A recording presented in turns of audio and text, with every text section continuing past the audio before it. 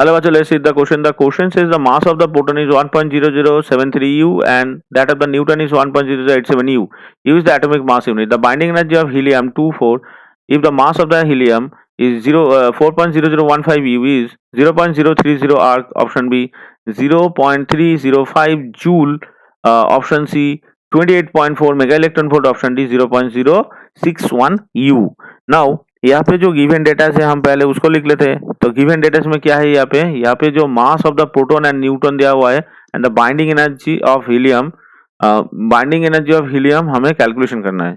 तो यहाँ पे अगर हम मास डिफेक्ट कैलकुलेशन करेंगे पहले, तो हीलियम का जो मास डिफेक्ट होगा कितना होगा, यहाँ पे जो मास डिफेक्ट यहाँ से निकल के आएगा डेल एम, तो कितना होगा इसका जो नंबर ऑफ प्रोटॉन कितना है, नंबर ऑफ प्रोटॉन 2 है, तो 2 into M P plus number of neutron कितना है 2 है, तो 2 into M N minus mass of the helium nucleus, तो ये हो गया mass of the helium nucleus. तो ये हो गया हमारा मास डिफेक्ट, ये हो गया हमारा मास डिफेक्ट। तो मास डिफेक्ट हमने लिख लिया।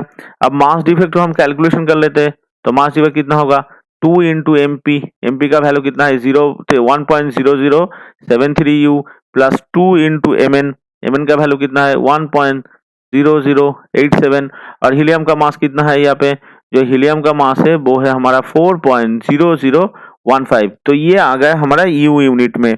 तो इसका जो वैल्यू आएगा कितना होगा, इसका अगर हम वैल्यू कैलकुलेशन करेंगे तो वैल्यू आएगा 0.0305 यू, ये हो गया। अभी इसको हम बाइंडिंग एनर्जी अगर हम इसको मेगा इलेक्ट्रॉन वोल्ट में ले जाएंगे तो क्या होगा, द बाइंडिंग एनर्जी हमारा चला जाएगा यहाँ पे del M into 931 mega electron volt इस रिलेशन में, तो आ जाएगा 0.0305 into 931।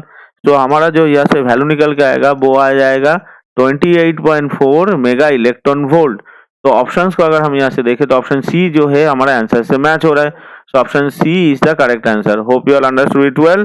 Best of luck, thank you.